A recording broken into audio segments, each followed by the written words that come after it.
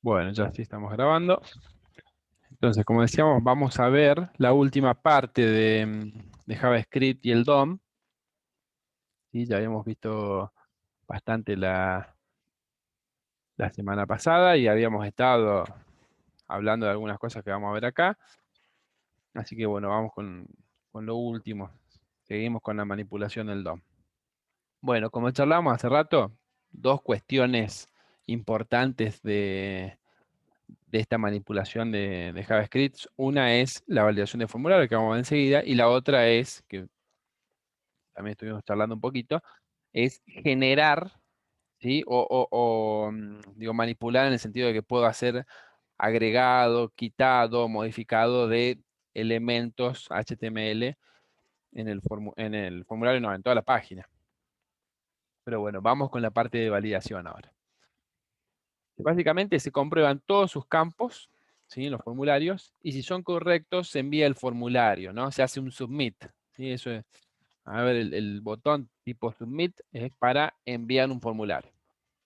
Dice, creamos una función en JavaScript para validar todos los campos del formulario. En caso de algún error en la función, retorna falso. O sea, si yo detecto que hay un campo que no pasa la validación, lo que debo hacer es retornar falso. Caso contrario, si todos los campos son correctos, realizo el submit.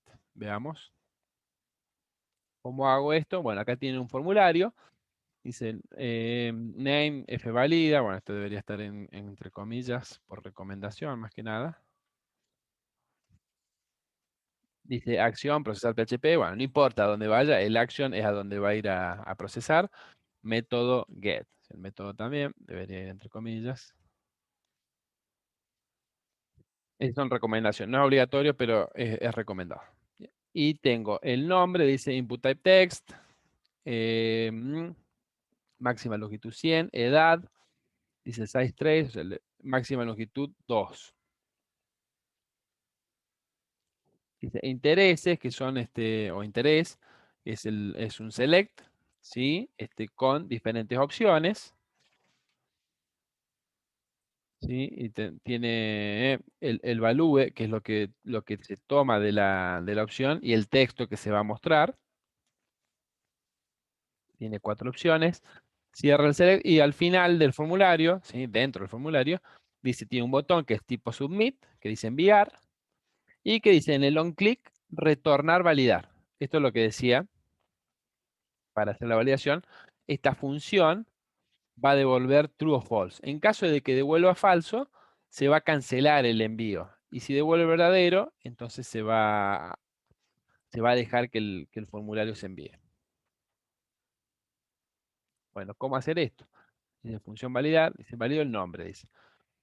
Variable nombre, dice toma el valor del nombre, document punto, el nombre del formulario, el nombre del campo, punto value, punto trim. ¿Sí? ¿Saben lo que hace trim? Trim lo que hace es recortar los espacios en blanco, los espacios, perdón, los espacios de adelante y de atrás. Eso es lo que hace el trim, le recorta, ¿no? Por las dudas que la persona ya ha tocado la barra espaciadora, tanto al principio o al final. Entonces eso lo recorta y se queda con el texto nada más de adentro, lo que sería válido. Y después dice, sí, no nombre, ojo acá, sí, no nombre, ¿se acuerdan? Decíamos que a qué equivalía falso, ¿se acuerdan? ¿Qué valores son Sí, al equivalentes a... vacío. Bien, claro, el vacío es una de las posibilidades, ¿sí? No solamente el falso. Entonces, ¿qué pasa? Si nombre es la cadena vacía, y justamente no puede ser espacios en blanco porque previamente le hizo trim, entonces va a dar falso y no falso verdadero, entonces va a decir, alerta, tiene que escribir su nombre. ¿Está bien? Va a ser foco, estas son ya cuestiones de experiencia del usuario. Entonces, esto se usa mucho. Hay diferentes formas, ¿no? De validar, esto ya es una cuestión de gustos y de experiencia del usuario. Pero una muy común es hacer foco en el campo que está dando el error. Así la persona va y lo corrige o lo llena, en el caso de que no lo hubiera escrito, etcétera. ¿Sí? ¿Entienden lo que es foco? Foco es justamente que se le dé el foco. Entonces, en el caso de los inputs, es como el equivalente a hacer clic para empezar a llenarlo. ¿Está bien? O sea, va a aparecer el cursor de escritura en el input. Entonces, document, punto, nombre del formulario, punto, nombre del campo, punto focus, hace foco en ese elemento. Y retorna falso. Y corta ahí. Entonces dice, esto también es una cuestión de cada uno. Acá valida los campos y al primero que da error, retorna falso. ¿Está bien? Podría revisar todos los campos y después devolver todos los errores. Y sería otra forma de validar, ¿no? Acá está haciendo una de que al primer error corta y señala el error. En general esto no es muy utilizado, está bien para el ejemplo, pero no es muy utilizado porque justamente si hay más errores, la persona va a tener que tocar varias veces el botón enviar para descubrir todos los errores.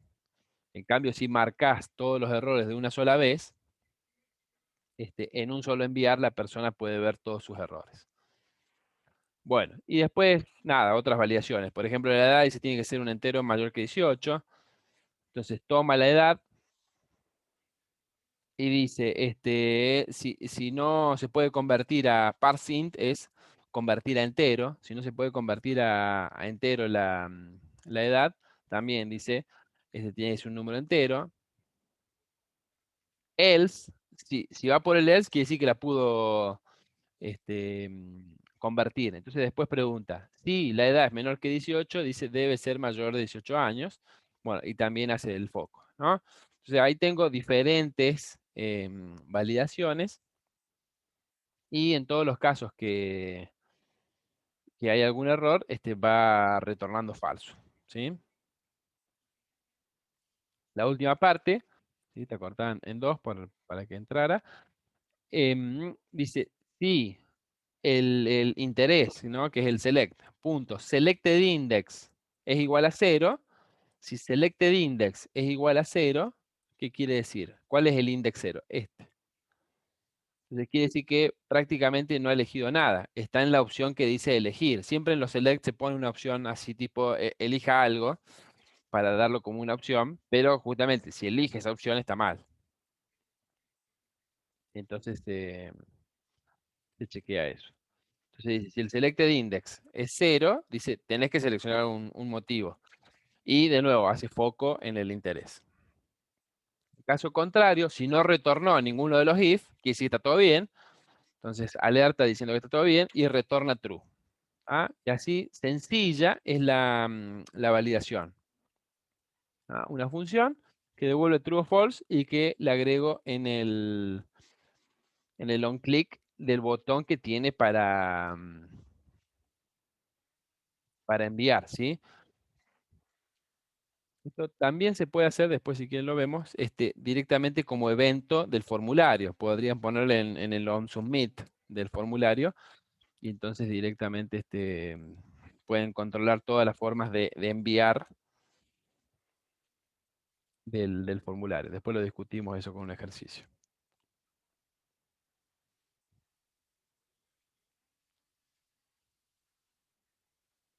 Ah, perdón, acá estaba ese.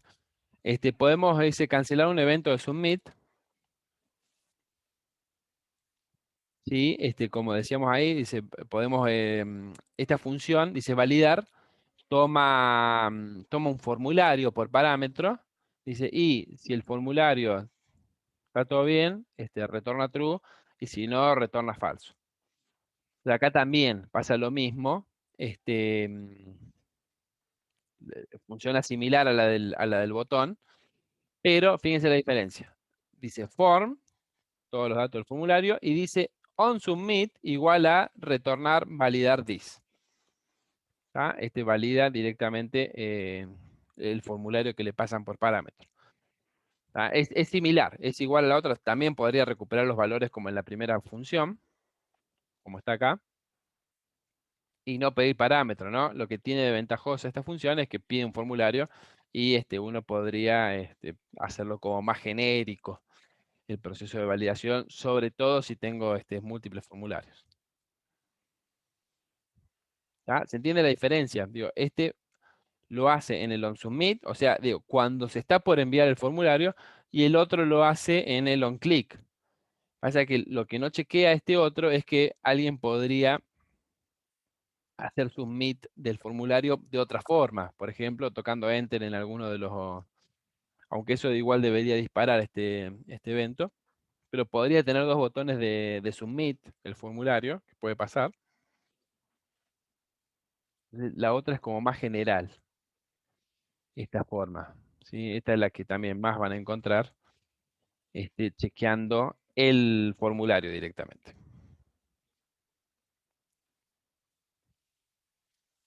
Bueno, otra cuestión también que dejamos para el final de JavaScript son las expresiones regulares. Es un mecanismo para manipular cadenas de texto. Es útil para validar cadenas que siguen un determinado patrón.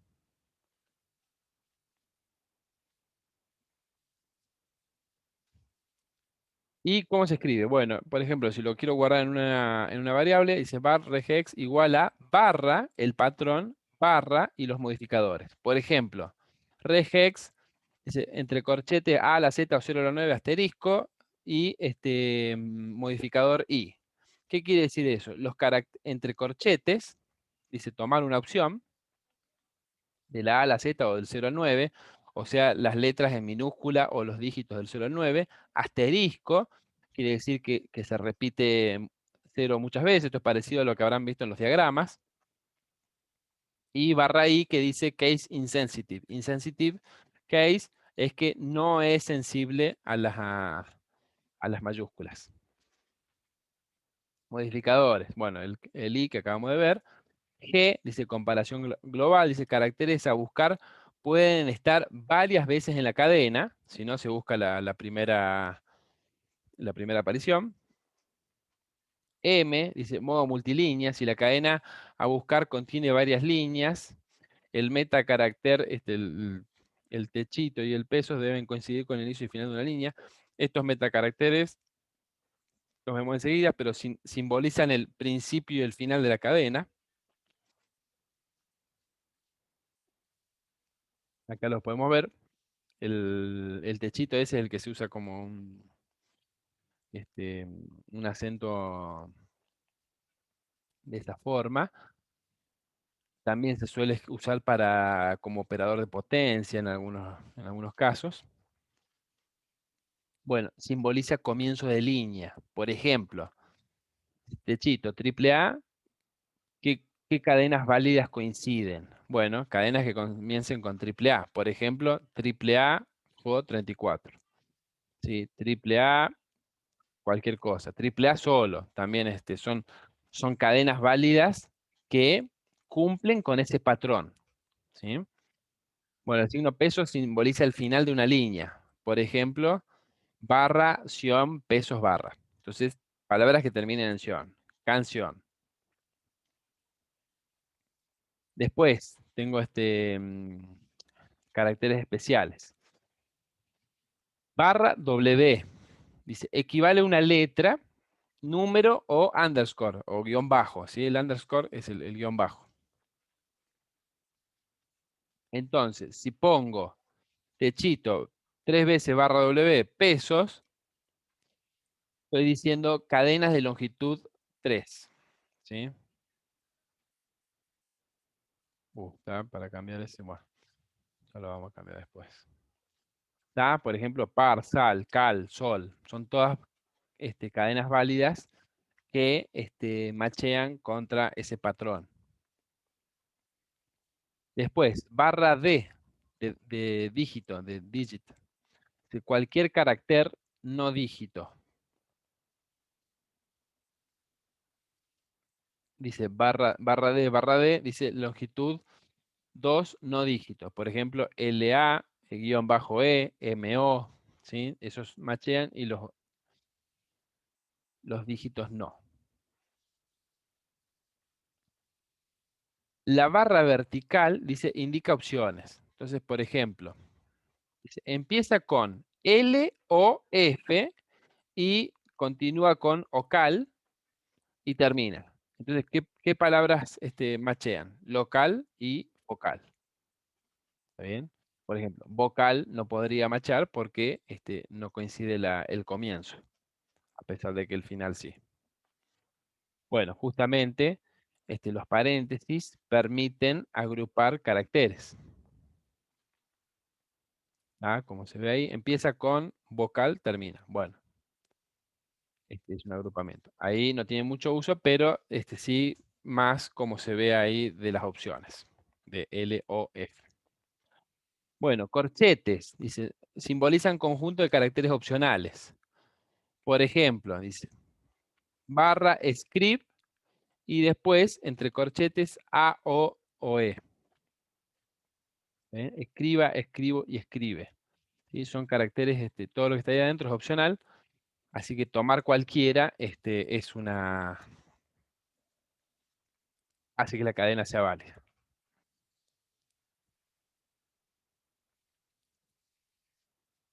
Bien, dice, los siguientes operadores trabajan sobre lo que se tiene a izquierda. En caso necesario, utilizar paréntesis, ¿no?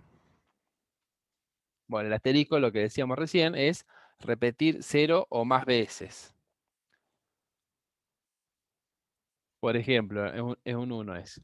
Dice, empieza con 1 asterisco 2 3 4. Entonces, por ejemplo, 2 3 4 solo es válido porque tiene 0 repeticiones del 1. 1 2 3 4 tiene una repetición del 1. 1 1 2 3 4 tiene dos repeticiones del 1. Son todas válidas. Dice, el más es al menos 1. ¿Ah? Es parecido al asterisco, pero al menos 1. Entonces yo pongo A más mar. Entonces, por lo menos tiene que empezar con A y después puede tener todas las repeticiones de A que quiera y después la palabra mar. Entonces, amar, a amar, a amar, son todas opciones válidas. El signo de pregunta es el típico opcional. Entonces, es una o 0 veces. O sea, está o no está y es válido. Entonces, ahí el ejemplo le pone igual que recién, pero opcional el A. ¿Sí? Entonces, amar es que la A está y mar solo es que la A no está. Bien, entre llaves, un número es exactamente ese número. Entonces, por ejemplo, P entre llaves 2 está diciendo que tiene que haber dos veces la letra P. Entonces, por ejemplo, PP dado. Bien, después puedo poner entre N y M veces, o sea, o entre un mínimo y un máximo. Entonces, ¿qué hago? Pongo esos dos números separados por coma. ¿Sí? Ahí, mi, dos o tres veces. Y después, si quiero al menos m veces, entonces especifico uno de las partes y la coma. ¿Está bien? Entonces dice al menos, por ejemplo, tal, ahí, al menos una vez. Si están más veces, perfecto, no hay problema.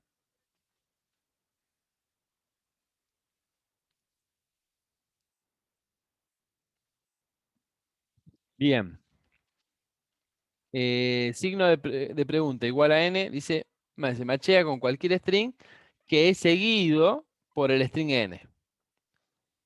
Signo de pregunta y el signo de admiración, el que usamos como no, dice match con cualquier string que no es seguido por el string n. Ejemplos, dice.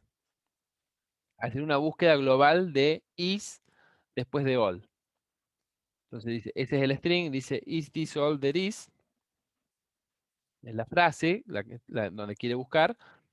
Y el patrón de la forma de buscarlo va a poner barra is, ¿sí? O sea, buscar el is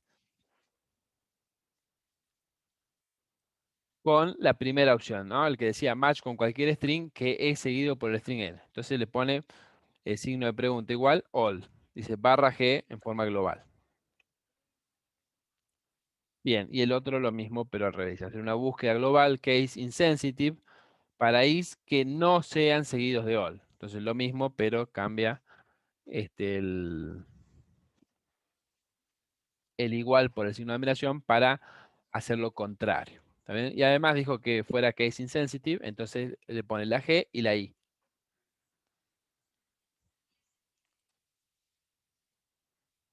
Bien, Entonces veamos, ¿cómo validaríamos el email? ¿Para qué vemos esto de los patrones, no? Esto es muy útil justamente para validaciones de patrones. Ejemplo de validar email de la forma tradicional. Entonces yo tengo que ir guardando cada cosa que encuentro y ¿qué hace? Hace una iteración y dice, bueno, si encontré la arroba, entonces dice busco el arroba, true, y dice posición del arroba, se guarda la posición del arroba. Bien, dice, encontré el punto entre los caracteres, dice que encontró el punto, igual a la posición. Entonces después dice, ¿cómo sería válida el email? Tiene que haber encontrado el arroba, haber encontrado el punto y que la posición del arroba sea antes que la del punto, ¿no? Pueden tener puntos antes de las arrobas, pero como esto está recorriendo del principio al final, si lo vuelve a encontrar, la posición del punto va a estar más allá. Entonces dice, el punto tiene que estar después del arroba, como para simbolizar que es .com, .net, .algo. ¿Está bien? Entonces, en este caso, está todo bien, dice, se encontró la dirección, los elementos de la dirección, dice dirección de email válida. Y si no, le dicen no es válida porque o le falta la arroba o le falta el punto. ¿Sí?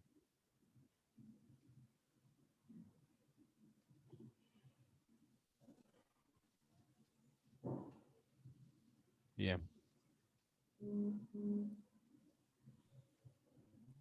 Bueno, se me cerró el chat. Me avisan si se escribe. Profe, ¿no debería chequear también que no haya más de una arroba? Sí, también. También podrías chequear ahí. Podrías modificar el primer if y decir que si la encontraste, que no haya habido otra antes. ¿Sí? Podrías contarlas y después en vez de preguntar por busco arroba, podrías preguntar que la cantidad sea 1. Porque hice algo parecido hace un tiempo para EDA y Claro. sí, también contando los puntos y los arrobas para que no. Sí, sería válido. Ah, y posición va primero con S y después con C. Ah, sí, está mal escrito. Lo vamos a cambiar.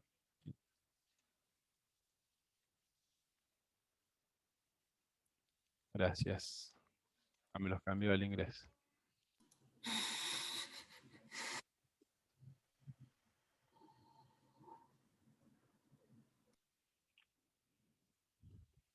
A ver, al revés. Este era acá.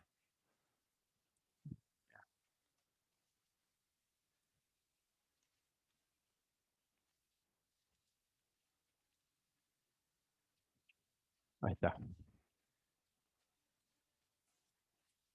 Muy bien. Gracias. Bueno, y la otra forma, de validar los emails sería usando patrones, ¿no? Que sería lo que estábamos discutiendo ahí, como el upgrade. Entonces, ¿qué hace? Fíjense que arma un patrón, ¿sí? Que empiece con n caracteres, no importa cuánto, ¿no? Usando la W, que tenga una arroba, acá ya funciona este, ya funciona el tema de la arroba que decías vos, que tenga uno solo, ¿sí? Y después de nuevo, todo lo que quieras, después de la arroba, y punto.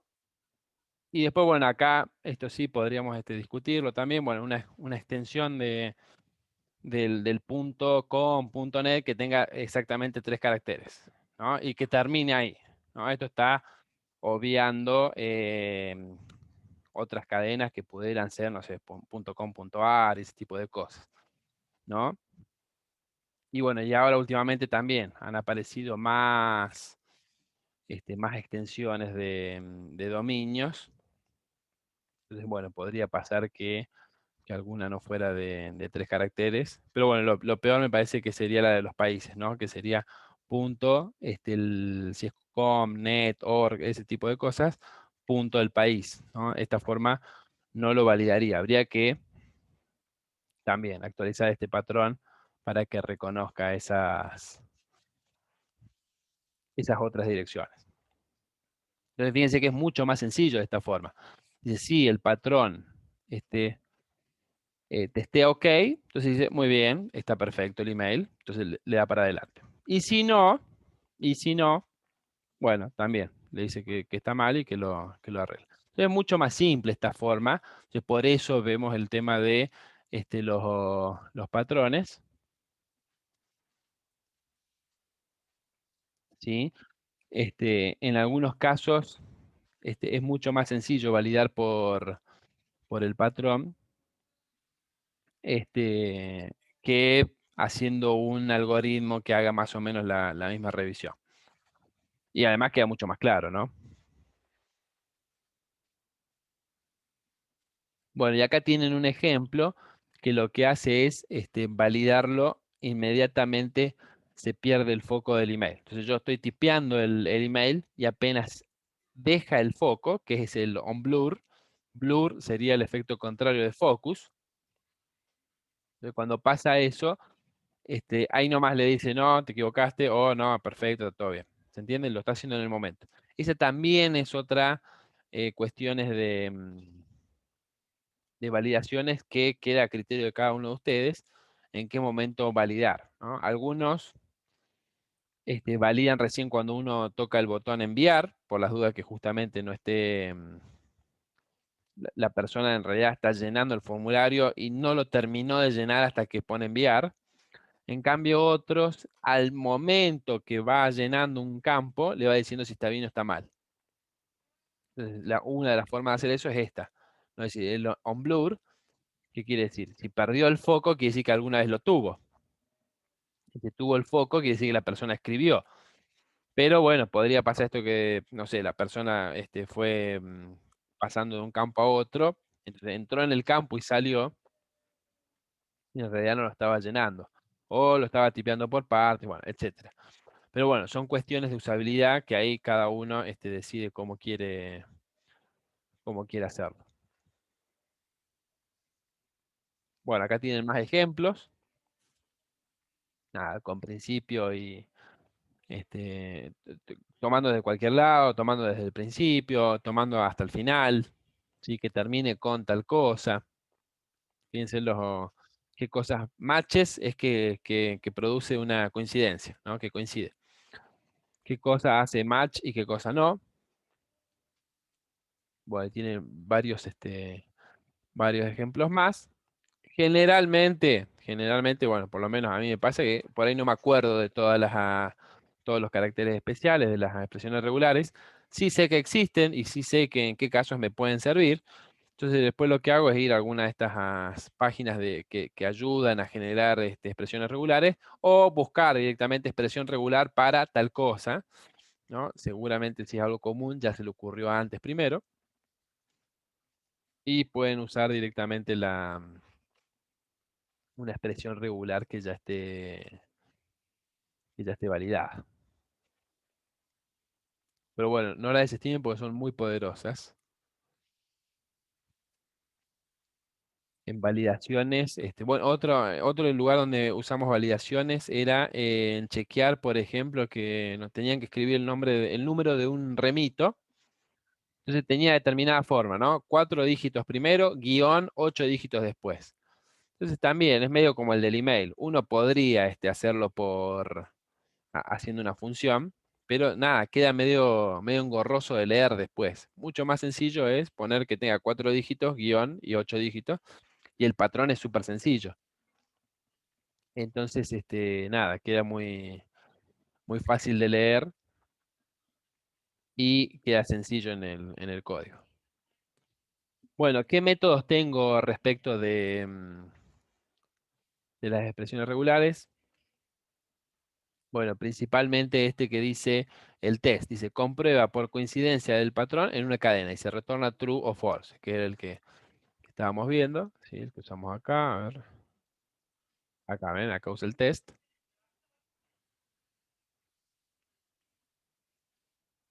Bueno, y el execute dice comprueba por coincidencia del patrón en una cadena, dice retorna un objeto con la primera coincidencia. Y eso también después les devuelve un índice para seguir buscando. Si se usa el modificador global, se puede llamar nuevamente para buscar las próximas coincidencias. Bueno, y punto toString retorna el valor string de la expresión. Y los métodos search y replace de string utilizan expresiones regulares como parámetros. Entonces son especialmente útiles, por ejemplo, en esos casos.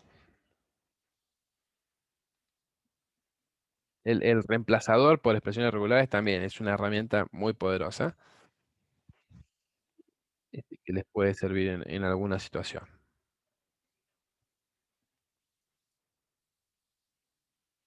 Bueno, eso por el lado de expresiones regulares. Y vamos por otro lado que también lo hemos estado mencionando todo el tiempo. Lo que vamos a hacer ahora es formalizarlo. Dice eventos y manejador de eventos. Dice, un evento es una notificación que algo específico ha ocurrido. Dice, sucedió algo en el browser o el usuario ha realizado alguna acción, ¿no? Hizo algo. Eso es el evento. Un manejador de evento es un script, ¿sí? Una función o un código que se ejecuta en respuesta a la ocurrencia del evento. Bueno, acá hay nada, apenas cuatro eventos. Hay cantidad. Algunos los estuvimos viendo. Dice, onFocus se ejecuta cuando el elemento recibe el foco. Dice, se usa el tab o se cliquea sobre este, ¿no? ¿Por qué el tab? Si yo estoy en un input y pongo tab, me voy a ir a otro input y entonces ese input va a recibir el foco. Entonces, no es solamente cuando una persona cliquea, sino que también cuando obtiene el foco por tabulación. OnBlur es lo contrario, es cuando un usuario cliquea un elemento y luego cliquea en otro lado sin cambiar nada. Bueno, entonces el blur ocurre justamente cuando deja el foco. Dice, onChange se ejecuta cuando un elemento pierde el foco y su estado ha cambiado. Dice, onSelect, dice, similar a onFocus, pero se ejecuta cuando el usuario selecciona un texto.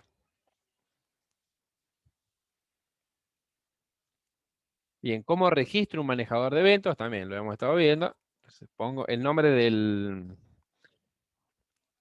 evento igual a y el código que quiero ejecutar.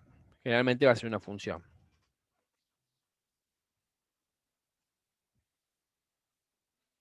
Bueno, acá hay otros eventos más. Dice onAbort, dice cuando la imagen es interrumpida. ¿Y en qué objetos se les puede hacer esos eventos? OnBlur, bueno, prácticamente todos los inputs. OnChange, algunos inputs. OnClick, bueno, OnClick en cualquier cosa. Pero en los formularios especialmente. OnDoubleClick, bueno, nada, quiere decir que la persona no solamente hizo clic, hizo doble clic, es un evento aparte. OnError para las imágenes, OnFocus de nuevo. Estos también se usan mucho para detectar alguna combinación de teclas o alguna tecla que se puede o no se puede tocar. Entonces tienen OnKeyDown, OnKeyPress y OnKeyUp. Y se ejecutan en ese orden.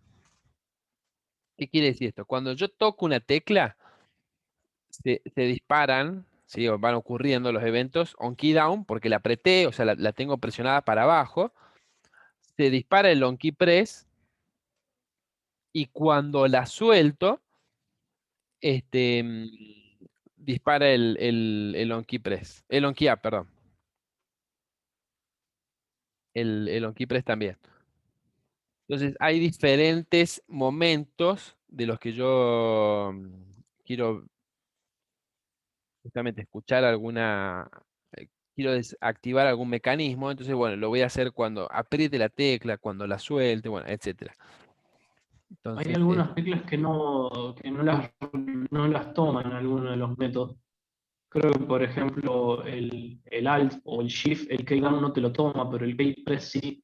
claro, bueno, eso hay alguna, sí, con las teclas especiales puede ser justamente lo que decís, en diferencia, si está en key down, está en key up, pero bueno, justamente key press va como por otra vía, Entonces puede pasar que no sabe. Eso también tiene que ver por las combinaciones, porque justamente vos después vas a poder preguntar, y decir, tocó la, no sé, la S, pero también estaba tocado el control. Entonces dice, tocó control S. Entonces ahí uno escucha más las combinaciones de, mm, de teclas. Puede venir por ese lado.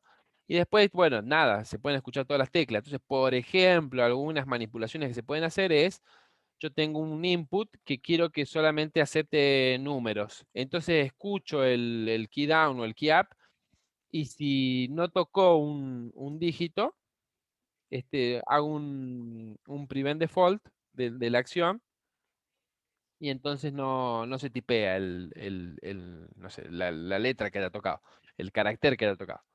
Eso se suele hacer, es uno de los usos. Estaba pensando alguno más, pero bueno, básicamente, generalmente es para eso. Digo, chequear que corresponda o no corresponda a lo que está tipeando dentro del input, sobre todo. Bueno, onload para imágenes y para frames. Dice on mouse down, mouse out, mouse over, mouse up. Todo eso tiene que ver con el mouse y con el movimiento del mouse. Ojo con eso, por ejemplo, hay un ejercicio que dice tome las coordenadas del mouse. No hay problema en tomar las coordenadas del mouse y mostrarlas en algún lado. Ojo con las tareas que realizan, ¿no? Porque, por ejemplo, ese es un evento que se dispara muchas veces. Entonces, depende de lo que estén haciendo, pueden hacer que sea muy pesado la ejecución del script.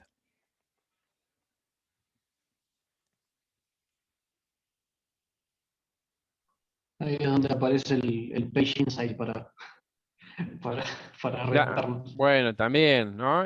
Pero bueno, lo del insight no te lo va a descubrir porque tiene que ver con la interacción de la persona. Pero puede ser alguna de las cuestiones de que hay que tener, generalmente no es una cuestión para volverse loco, pero hay que tener cuidado con el manejo de la memoria, justamente para que no sea muy pesada la página, ¿sí? Y eso podría influir. Bueno, nada, hay otros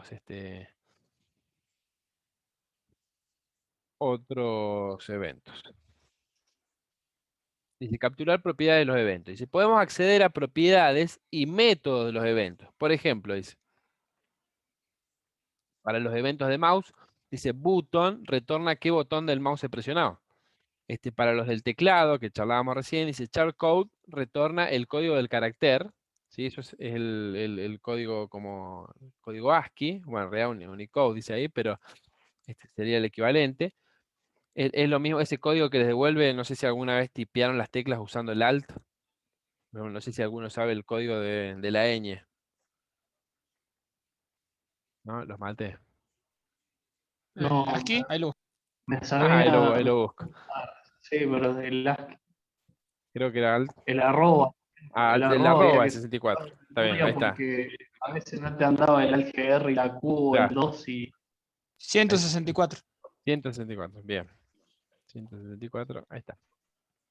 Entonces ustedes ponen alt, tal cual lo que dice el compañero, y si tu teclado no lo tenía o no andaba o lo que sea, en esa época, o sea, hace mucho, era común saberse algunos códigos ASCII para tipear caracteres que eran difíciles de ubicar. Y la ñ también, pues por ahí tenías un teclado en inglés, entonces tenías las dos. Claro. 164 es minúscula y 165 debe ser mayúscula, claro. De en otro el caso, ciber me habrán preguntado mil claro. veces, che, ¿cómo para poner el arroba? Entonces pones el alt y este código, bueno, este código es el mismo que el que devuelve ahí. ¿Está bien? Em, Después, bueno, data, dice retorna los caracteres insertados. Key, retorna el valor de la tecla presionada. Esto ha sufrido algunos cambios entre las versiones de los navegadores. Y está todo unificado y se recomienda, si no me equivoco, el uso de key para normalizar entre diferentes navegadores por en qué propiedad está el carácter que se tipió. Bueno, y después screen X y screen Y, dice, son las coordenadas del mouse. Bueno, y hay otras propiedades, varían de acuerdo al evento. Acá está. Bueno, el que dice describir el programa que hay que tomar las coordenadas del mouse, acá tiene la solución. Lo único que tendría que cambiar es la forma de mostrarlo, pero ahí básicamente está. Sí, una función que escribe las coordenadas y la ata al body, o sea que en cualquier lugar que muevas el mouse se va a disparar el evento, ¿no? Pues si lo hiciera en el P, solamente cuando paso por el P, que uno podría decir, bueno, es prácticamente todo porque ese HTML tiene un P y es todo el HTML que tiene. Pero con el body yo me aseguro de que está en todo el body. Bueno, lo del timeout y lo el- lo del interval. Son las dos funciones que tienen temporizadores. Y un poquito ya lo habíamos charlado. Dice, los temporizadores son objetos sin representación física que se encargan de ejecutar una tarea al cabo de cierto tiempo. setTimeout es utilizado para retrasar la ejecución de una acción un tiempo determinado. Bueno, o programarla, ¿no? Es lo mismo. O sea, en vez de hacerlo ya, lo hago dentro de tantos milisegundos. Entonces, ¿qué pasa? Dice setTimeout. Y acá, a diferencia, ¿está bien? Esta no es la forma más común de encontrar el método, sino la que habíamos discutido la otra vez, que era pasándole el nombre de la función que quiero ejecutar. Acá lo que está haciendo es pasando un string. Entonces, al pasar un string, lo que hace después de la función es evaluar ese código que está dentro de los strings y ejecuta eso. Por eso ahí también esa es otra forma de pasarlo. Entonces, ¿qué va a ejecutar? Nombre de la función, o sea, ¿cómo se llama esa función? En tanto tiempo en milisegundos que se pasa como segundo parámetro. Si la función no ha sido todavía ejecutada, podemos detenerlo eh, con la variable del temporizador. Acá en realidad debería poner el mismo temp que tiene acá, ¿no? La cuestión así.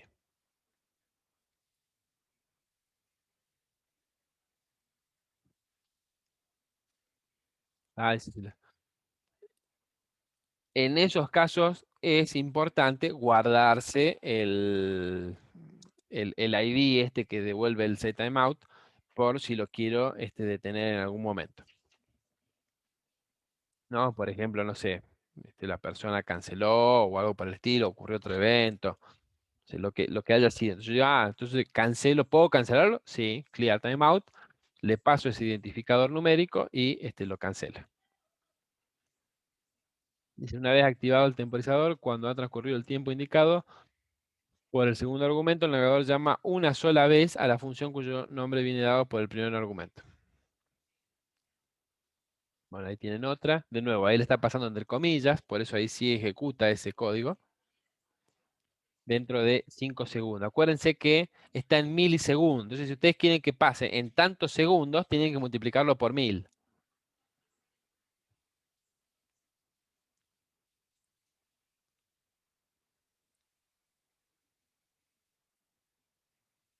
Bueno, acá tienen una forma de hacer la llamada cíclica del setTimeout, poniéndolo que cuando se ejecuta lo vuelva, hace un setTimeout al final de llamar a cambiar color, ¿no? Y dentro del cambiar color vuelve a hacer el setTimeout para la próxima, ¿no? Esto es válido, pero si se va a ejecutar en forma cíclica, lo mejor es usar el setInterval,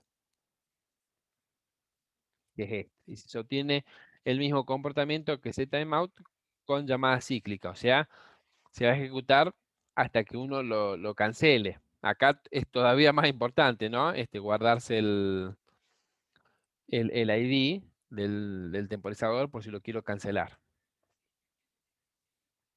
Acá hace lo mismo, nada más que decir, bueno, cambia la imagen, llamarlo cada 5 segundos y ya está, lo digo una sola vez y cada 5 segundos se va a llamar. Así hasta que lo cancelo, la persona no se carga otra página. Acá tiene, bueno, el ejemplo, ¿no? Como el hola mundo del set interval es el reloj.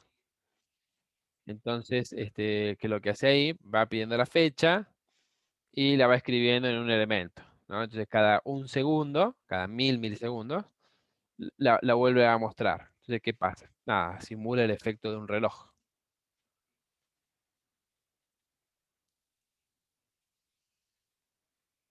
Bueno, y eso es todo, ¿no? Pensé que quedaba alguna más, pero cortamos ahí.